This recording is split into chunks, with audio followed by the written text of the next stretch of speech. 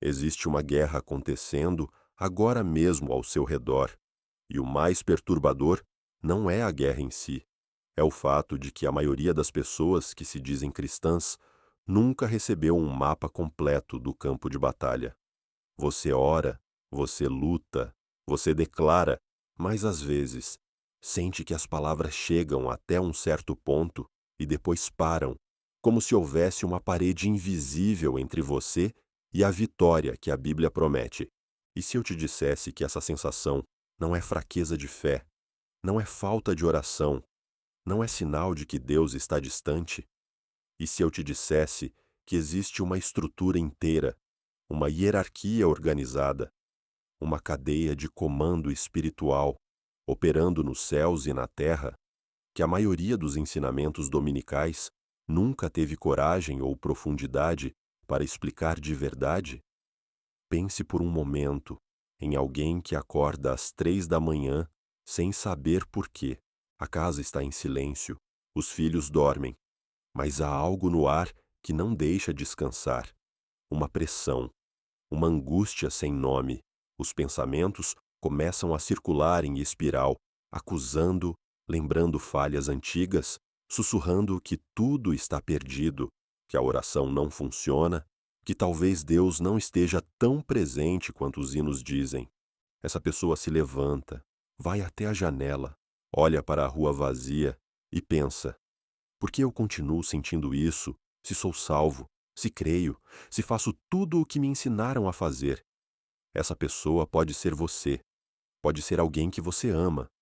E o que esse momento revela não é a ausência de Deus, é a presença de algo que a maioria dos ensinamentos cristãos nunca nomeou com clareza suficiente. A guerra espiritual não é uma metáfora poética, não é uma figura de linguagem que Paulo usou para animar os crentes da Ásia Menor. É uma realidade estruturada, com territórios definidos, com hierarquias identificadas, com estratégias documentadas nas próprias páginas da Bíblia.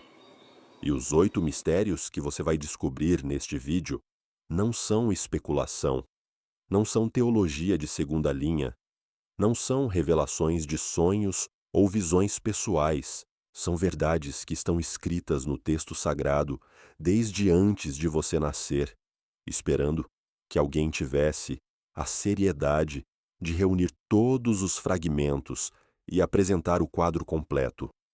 Antes de continuar, preciso te fazer uma pergunta e quero que você responda com honestidade, mesmo que seja só para si mesmo. Você já sentiu que estava orando contra algo que não sabia nomear? Já viveu temporadas em que parecia que havia uma força organizada trabalhando contra seus relacionamentos, sua saúde, sua paz, sua fé, e por mais que você orasse, a situação parecia ter raízes mais fundas do que você conseguia alcançar? Se você já sentiu isso, você não está sozinho. Há pessoas que assistem a este canal carregando exatamente esse peso em silêncio, sem saber se podem falar sobre isso sem serem julgadas, sem saber se o que sentem é espiritual ou emocional, sem encontrar respostas que façam sentido de verdade. Você pode escrever agora nos comentários: já senti que havia algo organizado trabalhando contra mim e quero entender o que a Bíblia diz sobre isso. Cada pessoa que escreve essa frase está abrindo espaço para que outra, que também carrega esse peso, saiba que não está sola nessa batalha. O comentário que você deixa pode ser exatamente o que alguém precisava ler hoje para não desistir. A maioria dos cristãos foi ensinada sobre guerra espiritual em termos muito simplificados: Deus e o diabo, o bem e o mal, anjos e demônios, como se fossem forças indistintas, operando em campo aberto, sem nenhuma organização interna. Mas a Bíblia conta uma história radicalmente diferente. A Bíblia descreve um cosmos habitado por seres espirituais, organizados em ordens, hierarquias, territórios e funções específicas. E entender essa estrutura não é curiosidade teológica, é equipamento para a batalha. Porque você não pode lutar contra aquilo que não conhece, e você não pode usar a autoridade que Cristo te deu se não entende contra o que está exercendo essa autoridade. Se este conteúdo já está abrindo algo dentro de você, se você sente que sempre soube que havia mais profundidade na guerra espiritual do que te ensinaram, eu quero te convidar a se inscrever agora neste canal. Clica no botão de inscrição e ativa o sininho. Este canal foi criado para você, para quem não se contenta com respostas rasas, para quem lê a Bíblia e percebe que há camadas que a maioria dos sermões nunca alcança, para quem quer entender o mundo invisível com seriedade, com base bíblica sólida e com a clareza que transforma não só o conhecimento, mas a vida inteira. Ao se inscrever, você garante que cada nova revelação chegue até você, sem que nada passe despercebido. E o que vem a seguir neste vídeo é exatamente o tipo de conteúdo que este canal existe para entregar. O primeiro mistério, que quase ninguém entende sobre a guerra espiritual, é que ela tem uma estrutura de comando identificada nas Escrituras. E ignorar essa estrutura é o mesmo que entrar numa guerra sem conhecer o inimigo. O apóstolo Paulo, escrevendo aos crentes de Éfeso, no capítulo 6, versículo 12, disse com uma precisão que deveria ter mudado para sempre a forma como a igreja entende o conflito espiritual, porque não temos que lutar contra a carne e o sangue, mas contra os principados, contra as potestades, contra os príncipes das trevas deste século, contra as hostes espirituais da maldade nos lugares celestiais. Observe o que Paulo faz nessa frase. Ele não diz simplesmente contra os demônios. Ele lista uma hierarquia: principados, potestades, príncipes das trevas, hostes espirituais. Cada um desses termos em grego carrega um peso específico que desaparece quando a tradução não é suficientemente densa. Arché, que traduzimos como principados, significa governo originário, poder de origem, aquele que está no começo da cadeia de autoridade. Exousia, potestades, é autoridade delegada, capacidade de agir com permissão concedida por outro.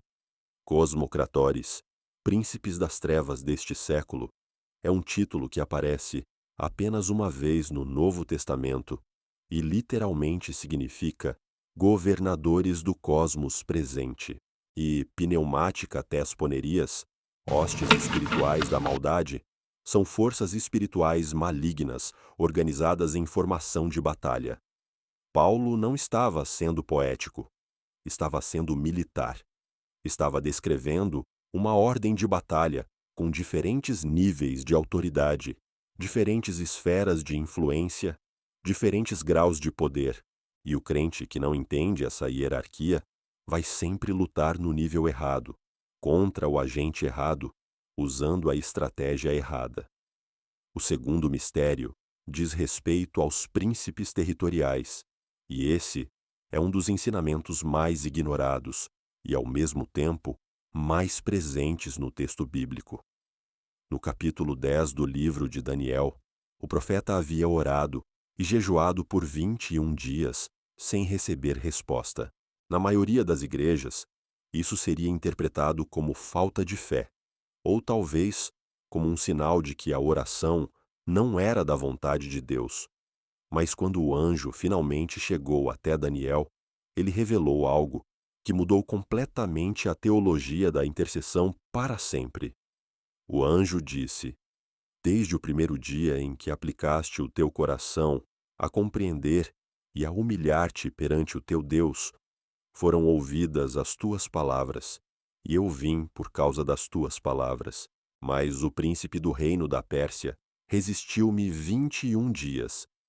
Um ser chamado príncipe do reino da Pérsia, um ser espiritual com tamanha autoridade e poder que foi capaz de resistir a um anjo de Deus por 3 semanas inteiras, bloqueando a resposta a oração de um dos profetas mais santos que já existiu.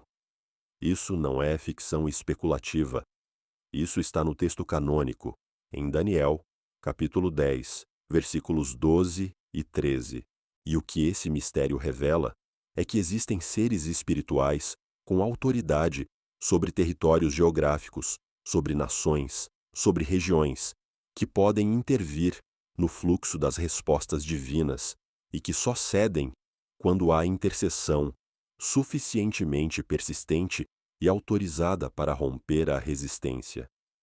Você já se perguntou por que certas regiões têm características espirituais tão marcantes? Por que em certos lugares a violência é sistemática, a opressão é cultural, a idolatria é ancestral? Porque há príncipes territoriais operando nesses lugares há gerações, e nenhuma campanha política, nenhuma estratégia social, nenhum esforço humano sem dimensão espiritual vai conseguir desarticular o que está firmado nos lugares celestiais. O terceiro mistério é sobre a natureza dos principados e como eles constroem fortalezas na mente humana. Paulo volta a esse tema em 2 Coríntios, capítulo 10, versículos 3 a 5, quando diz: porque andando na carne, não militamos segundo a carne. Porque as armas da nossa milícia não são carnais, mas poderosas em Deus para a destruição das fortalezas, destruindo os conselhos e toda a altivez que se levanta contra o conhecimento de Deus, e levando cativo todo o pensamento à obediência de Cristo. A palavra grega, traduzida como fortalezas, é o shuroma, que literalmente significa um lugar de confinamento, uma prisão com muros, um bastião, construído para resistir ao ataque. Paulo está dizendo que os principados não operam apenas em territórios geográficos. Eles operam dentro da mente humana, construindo estruturas de pensamento que aprisionam, padrões mentais que se repetem, crenças que parecem ser suas, mas que foram instaladas por uma influência exterior que você nunca conseguiu nomear. Uma fortaleza demoníaca não grita.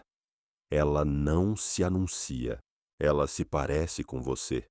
Ela fala com a sua voz, usa a sua linguagem, cita as suas experiências passadas.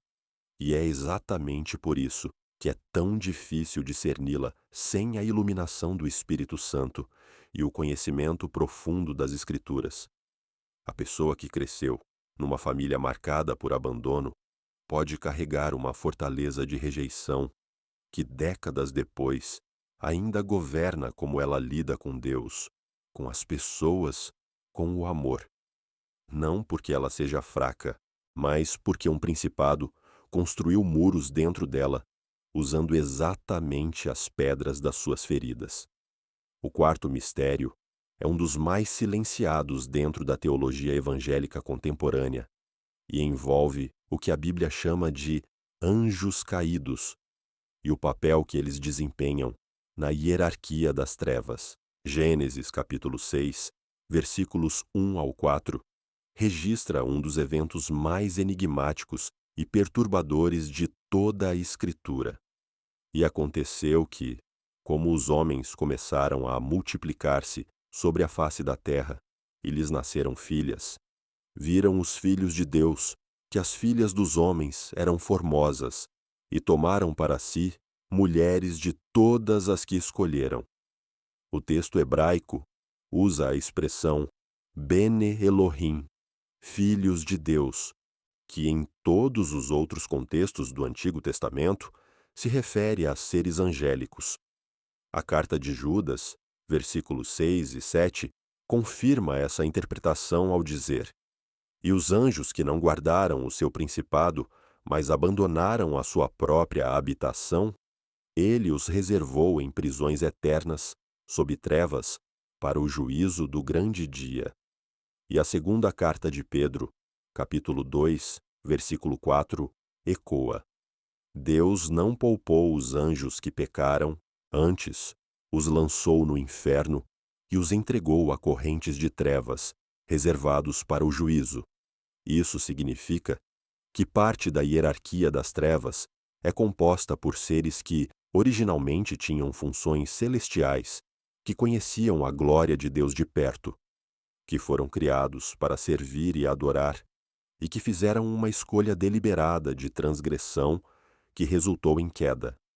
Esses seres não são demônios comuns, são entidades com um nível de conhecimento sobre a estrutura divina, sobre os protocolos espirituais, sobre as fraquezas humanas que nenhum ser nunca teve acesso, porque eles estiveram dentro do conselho celestial antes de cair.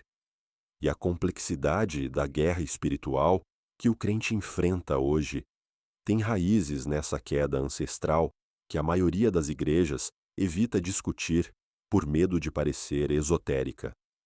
O quinto mistério está na natureza da autoridade que Cristo transferiu ao crente e por que essa autoridade é tão pouco exercida na prática. Em Lucas, capítulo 10, versículo 18 ao 20, Jesus disse aos 70 discípulos que retornavam de uma missão: Eu via Satanás cair do céu como um relâmpago. Eis que vos dou poder para pisar serpentes e escorpiões e toda a força do inimigo, e nada vos prejudicará. A palavra traduzida como poder é exousia em grego, a mesma palavra que Paulo usa em Efésios 6 para descrever as potestades do inimigo. Jesus está dizendo que a autoridade que os principados e as potestades exercem sobre os crentes não é legítima, porque o crente recebeu uma autoridade superior, transferida diretamente pelo Filho de Deus, que derrotou todo o poder das trevas na cruz e na ressurreição. Mas existe uma diferença devastadora entre ter autoridade e exercê-la. A maioria dos crentes vive como se não tivesse essa autoridade, ora pedindo a Deus que faça o que Deus já delegou ao crente para fazer. Pede a Deus que expulse o que Deus já disse para o crente expulsar. Pede a Deus que rompa o que Deus já disse para o crente romper.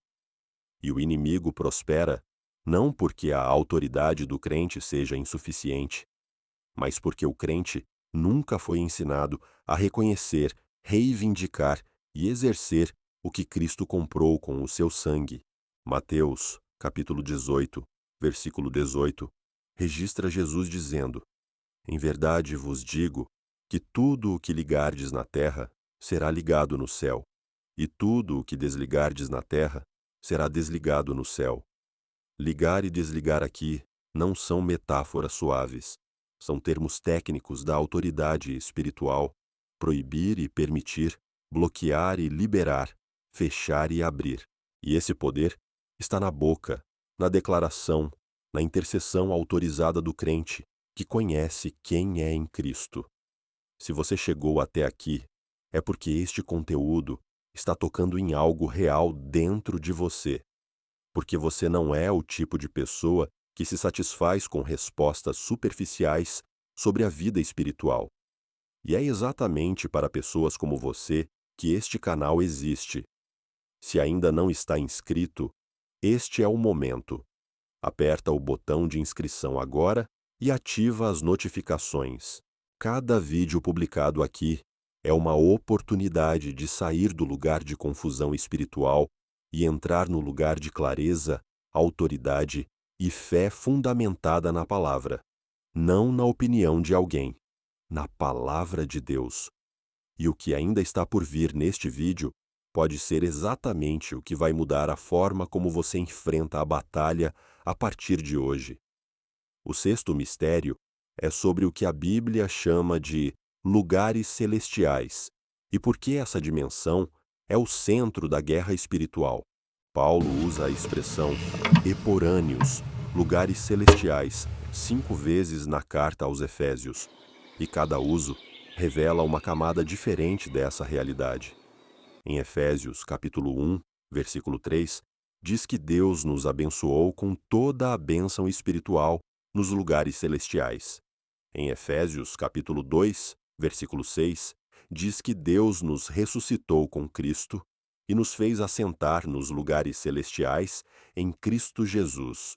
Em Efésios capítulo 3, versículo 10, diz que a multiforme sabedoria de Deus é manifestada agora aos principados e potestades nos lugares celestiais por meio da Igreja. E em Efésios capítulo 6, versículo 12, diz que nossa luta é contra as hostes espirituais da maldade nos lugares celestiais.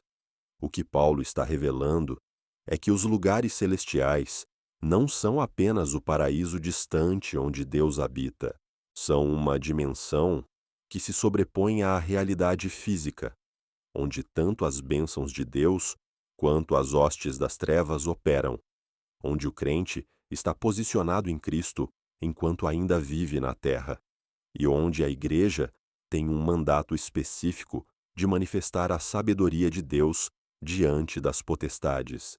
Isso significa que cada vez que a Igreja vive em unidade, em amor, em santidade, em adoração, em missão, ela está realizando uma operação de guerra nos lugares celestiais, expondo as potestades à multiforme sabedoria do Deus que as criou e que as derrotou. A Igreja não é apenas uma comunidade de crentes. É um agente espiritual posicionado numa dimensão que o mundo natural não consegue ver, mas cujos efeitos o mundo natural sente em cada geração. O sétimo mistério talvez seja o mais prático de todos e envolve o que a Bíblia ensina sobre a armadura de Deus, não como uma lista de acessórios espirituais, mas como uma descrição do próprio caráter de Cristo sendo formado no crente. Em Efésios, capítulo 6, versículos 14 ao 18, Paulo descreve a armadura completa: o cinto da verdade, a couraça da justiça, os pés calçados com o evangelho da paz, o escudo da fé, o capacete da salvação e a espada do Espírito, que é a palavra de Deus. Cada peça da armadura corresponde a um atributo que Isaías, capítulo 59, versículo 17, e outros textos proféticos atribuem ao próprio Deus quando ele veste sua armadura para intervir em favor do seu povo. Quando Paulo diz para vestir a couraça da justiça, ele não está falando apenas de comportamento ético. Está falando de uma identidade enraizada na justiça imputada de Cristo, que fecha a porta para a acusação, que foi a primeira arma usada no jardim do Éden quando a serpente perguntou. Certamente Deus disse: o inimigo não pode acusar quem está firmado na justiça de Cristo, quando Paulo fala do escudo da fé, que apaga todos os dardos inflamados do maligno. A palavra fé em grego é pistis, que implica não apenas crença intelectual, mas confiança inabalável, baseada em evidências do caráter de Deus. Os dardos inflamados são pensamentos, dúvidas, acusações, imagens que chegam à mente com força e velocidade. E a fé ativa, viva, baseada no conhecimento das promessas de Deus, é o único escudo que pode apagá-los antes que causem incêndio dentro da alma. E a espada do Espírito, que é a palavra de Deus, é a única arma ofensiva da lista, o único instrumento de ataque, o único item que vai na direção do inimigo, ao invés de apenas proteger o crente. Jesus a usou no deserto quando foi tentado, citando a Escritura 3 vezes, até que o tentador se fosse. A espada não é qualquer palavra, é a rema, a palavra específica aplicada com a autoridade do Espírito Santo no momento exato em que o inimigo apresenta seu argumento. O oitavo e último mistério é o que a maioria dos ensinamentos sobre guerra espiritual omite completamente, e é possivelmente o mais transformador de todos: a adoração como arma de guerra. Não adoração como sentimento, não adoração como ritual, mas adoração como ato deliberado de posicionamento estratégico no campo de batalha espiritual. Em 2 Crônicas, capítulo 20, Josafá enfrenta um exército de 3 nações que vem para destruir Judá. Em vez de organizar suas tropas militares na dianteira, ele coloca os levitas na frente, os adoradores, aqueles que cantariam e louvariam a beleza da santidade de Deus. E o texto diz no versículo 22: E no momento em que começaram os cânticos e os louvores, o Senhor colocou emboscadas contra os filhos de Amon, Moabe e do monte Seir, que tinham vindo contra Judá, e foram derrotados. No momento em que a adoração começou, Deus agiu. Não antes, não depois, no momento. O Apocalipse revela que os seres mais elevados da hierarquia celestial, os querubins e serafins, descritos em Isaías capítulo 6 e em Apocalipse capítulo 4, estão em adoração perpétua diante do trono de Deus. A adoração não é periférica ao exercício da autoridade espiritual. Ela é central, porque adorar é reconhecer quem Deus é, em contraste com quem o inimigo afirma ser, é declarar a soberania de Deus sobre todo o principado, sobre toda a potestade, sobre todo nome que é nomeado não só neste século, mas também no vindouro, como diz Efésios capítulo 1, versículo 21. É por isso que o inimigo trabalha tão duramente para esvaziar a adoração do crente, para transformá-la em rotina sem significado, para encher a mente durante o culto com preocupações, distrações, críticas, porque ele sabe o que a maioria dos adoradores esqueceu. Quando um crente adora de verdade, ele não está apenas expressando sentimento, está realizando uma operação de guerra nos lugares celestiais que os principados não conseguem ignorar. Você chegou até o final deste vídeo e agora você tem algo que não tinha no começo. Você tem um mapa, não um mapa perfeito, porque a profundidade da guerra espiritual é infinitamente maior do que qualquer vídeo poderia conter, mas um mapa suficiente para que você nunca mais enfrente a batalha sem entender o campo. Você sabe que a guerra tem uma hierarquia identificada. Sabe que há príncipes territoriais que resistem às respostas de Deus. Sabe que os principados constroem fortalezas dentro da mente. Sabe que há anjos caídos com conhecimento ancestral sobre as estruturas divinas. Sabe que você tem autoridade delegada por Cristo que precisa ser exercida, não apenas reconhecida. Sabe que a batalha acontece nos lugares celestiais onde você já está posicionado em Cristo. Sabe que a armadura de Deus é o caráter de Cristo sendo formado em você. E sabe que a adoração não é apenas expressão de fé, mas arma de guerra posicionada no coração da batalha. Agora, eu quero que você escreva nos comentários: estou pronto para lutar com o mapa completo.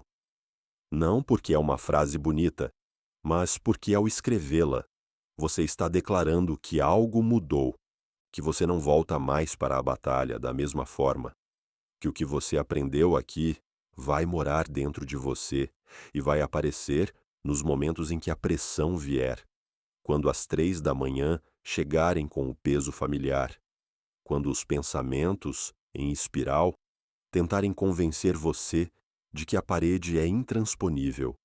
E se este vídeo abriu algo em você, que você sabe que alguém ao seu redor também precisa abrir, não segure isso para si.